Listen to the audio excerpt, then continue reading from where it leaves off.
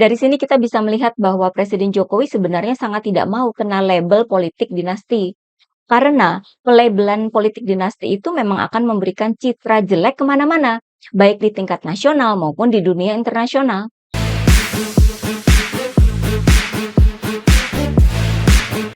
Hai guys, jumpa lagi dengan saya, Nina Nur. Sebagai salah satu negara demokrasi terbesar di dunia, kita pernah mendapat beberapa pujian. Misalnya dari Presiden Amerika ya, demokrasi di Indonesia ini pernah dipuji oleh Barack Obama dan Donald Trump ya. Kalau sistemnya sudah mendapat pujian, artinya aman dong buat para investor. Larinya kan ke sana ya. Tapi bagaimana kalau nanti Indonesia berubah dari demokrasi yang murni menjadi demokrasi dengan politik dinasti yang tidak ubahnya seperti negara kerajaan, di mana kekuasaan itu diwariskan kepada keturunan sang raja. Mau bagus kek, mau jelek kek, rakyat harus terima. Entah orangnya bisa kerja, atau males kerja, atau nggak bisa kerja sama sekali. Pokoknya siapapun keturunan raja itu, dialah yang akan jadi pemimpin negara. Walaupun ada pemilu, hasilnya sudah ditentukan seperti masa Orde Baru. Masa jabatan presiden yang dibatasi dalam undang-undang ya, bisa aja akan direvisi. Bisa jadi 3, 4, atau sampai 5 periode. Selama ada paman, bibi, om, dan tante, semua bisa diatur. Jika Indonesia bakal berubah seperti itu, maka tidak ada lagi yang bisa dibanggakan dari sistem demokrasinya. Karena rakyat sudah nggak punya suara di sana. Pasti nggak ada lagi yang memuji. Memang ada yang memuji sistem pemerintahan di Korea Utara, yang pemimpinnya itu diturunkan dari bapak ke anak. Nah, buruknya citra negara jika sampai dikuasai oleh politik dinasti semacam itu, saya kira sudah dipahami oleh seorang Jokowi. Sehingga beliau ini, walaupun cawe-cawe, tetap berusaha untuk menyamarkan adanya politik dinasti. Apalagi dengan terpilihnya anak Jokowi, Gibran menjadi wakil presiden 2024. Pak Jokowi ini nampaknya sangat berupaya untuk membuat politik dinasti itu tidak begitu kasat mata di depan publik. Pak Jokowi itu memang sangat terkenal dengan gaya komunikasi politik yang memakai simbol-simbol. Nggak langsung menyatakan secara frontal, namun lebih sering memakai bahasa simbol. Oke, kita mundur dulu sedikit ke belakang ya. Ambil contoh bahasa simbol dan kode-kode yang dipakai oleh Pak Jokowi. Misalnya, ketika dalam puasa kemarin ya, bulan puasa kemarin, kan ada momen acara buka bersama antara Puan Maharani dengan tim kampanye Prabowo. Itu di awal bulan April ya. Waktu itu Puan mendapatkan pujian dari petinggi Golkar. Katanya momen itu menunjukkan kematangan Puan sebagai seorang politisi. Itu kan sudah mendekati Lebaran ya, sudah ada wacana yang santer juga tentang bakal adanya pertemuan antara Prabowo dan Ibu Megawati. Artinya, nggak ada permusuhan antara Prabowo dengan Ibu Mega. Seakan menunjukkan bahwa yang bermasalah di sini adalah Jokowi dan keluarga. Nah, Pak Jokowi ini sepertinya berupaya untuk membalas itu semua. Caranya dengan berlebaran di Jakarta, bikin acara open house di Istana Negara. Pak Jokowi ini mengirimkan kode bahwa ini saya loh yang jadi penguasa negara ini, bahwa Pak Jokowi ini levelnya di atas Puan, bahkan lebih dari seorang Ibu Mega. Kenapa saya bisa menyimpulkan begitu? Karena ada pernyataan dari istana bahwa pihak istana siap menyambut Ibu Mega hingga SBY di acara open house Presiden Jokowi. Walaupun tidak ada undangan khusus ke para mantan presiden ini. Biasanya yang didatangi itu kan orang penting ya. Sementara yang mendatangi adalah mereka yang kurang penting. Kan begitu pencitraannya. Itu salah satu contoh bahasa simbol dan kode-kode yang dipakai oleh Pak Jokowi. Untuk menunjukkan sesuatu, Pak Jokowi memakai simbol atau kode. Sebaliknya, untuk tidak menunjukkan sesuatu atau untuk menutupi sesuatu, maka Pak Jokowi juga memakai cara yang serupa. Dalam hal ini, untuk menyamarkan politik dinasti itu tadi ya. Di urusan lain, seperti dukungannya terhadap Prabowo, Pak Jokowi justru beberapa kali menunjukkan dengan simbol-simbol, misalnya makan bareng Prabowo, menyatakan presiden boleh memihak dan kampanye ketika berada di depan Prabowo, ya semacam itu ya. Tapi ketika berhubungan dengan Gibran, justru Pak Jokowi menghindari sekali ada momen kebersamaan seperti itu. Nah, ini yang saya maksud dengan upaya menyamarkan politik dinasti. Misalnya pada bulan Oktober tahun lalu, Presiden Jokowi bikin acara makan siang bersama para capres di Istana Negara.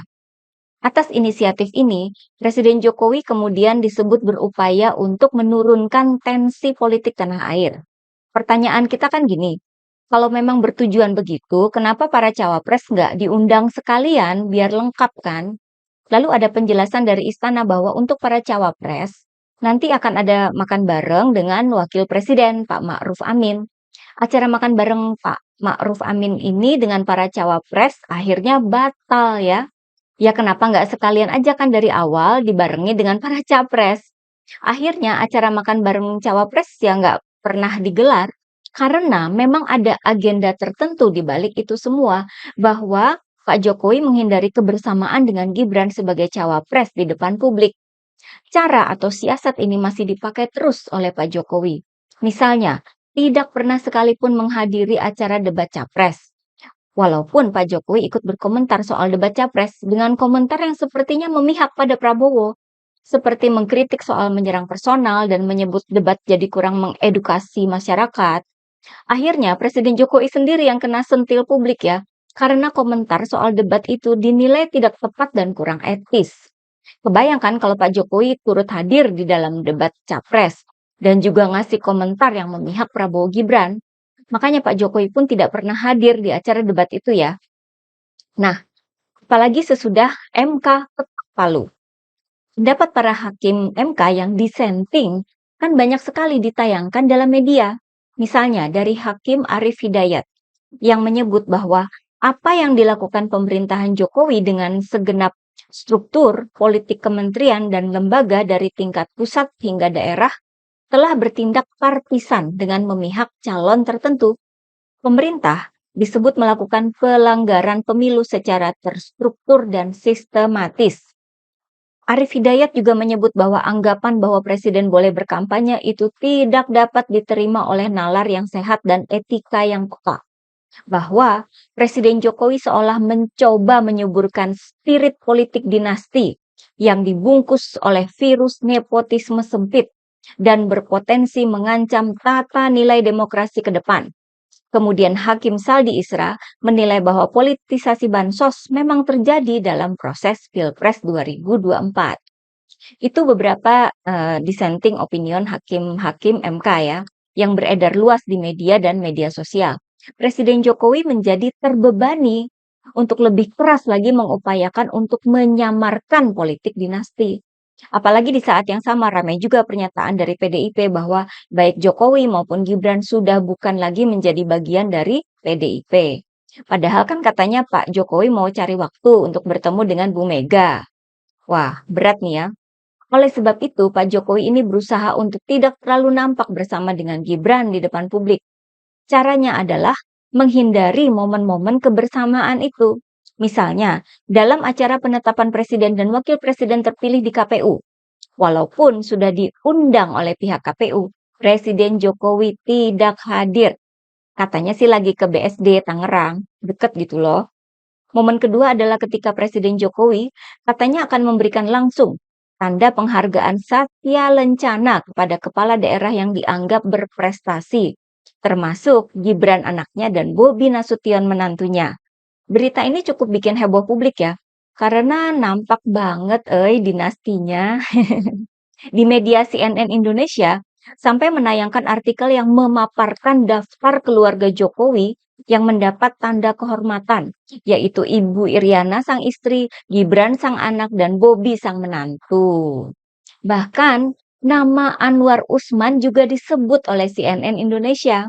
Walaupun ketika menerima tanda kehormatan itu, Anwar Usman belum menjadi ipar Pak Jokowi. Soal pemberian penghargaan ini akhirnya menjadi isu yang sangat menohok dan mengancam citra Jokowi. Dan akhirnya Presiden Jokowi pun batal hadir dalam acara penyematan Satya Lencana Gibran dan Bobi. Saya yakin ya kalau sampai Pak Jokowi hadir di sana, isu politik dinasti akan muncul dengan sangat heboh, terutama di media sosial. Lalu merebak di media online dan media televisi dan seterusnya. Daripada menyulut kembang api, mending menghindari saja. Begitu kan siasatnya? Cara-cara menyamarkan isu seperti tadi ternyata juga dipraktekkan oleh anaknya Pak Jokowi, Gibran. Salah satunya adalah dengan tidak menghadiri sidang putusan sengketa Pilpres 2024 di MK, di mana harusnya semua pasangan calon sih hadir ya, apapun putusannya. Bukan karena Gibran takut kalau putusan MK akan berpihak ke kubu Anies maupun kubu Ganjar, saya kira justru karena sudah paham lah ya bahwa putusan MK bakal menguntungkan kubu Prabowo Gibran. Tapi karena juga ada pembacaan dissenting opinion yang mengungkap kejahatan dan ketidakadilan oleh bapaknya, maka Gibran juga menghindari tampil di MK. Apalagi publik juga sudah hafal banget bahwa MK adalah kantor pamannya Gibran. Nah, dari sini kita bisa melihat bahwa Presiden Jokowi sebenarnya sangat tidak mau kena label politik dinasti. Karena pelabelan politik dinasti itu memang akan memberikan citra jelek kemana-mana, baik di tingkat nasional maupun di dunia internasional. Presiden Jokowi kena, negara kena, dan Gibran juga bakal kena. Lah, terus maunya gimana? Kan memang kenyataannya begitu. Oke, bagaimana menurut teman-teman? Sekian dulu dari saya. Begitulah, kura-kura.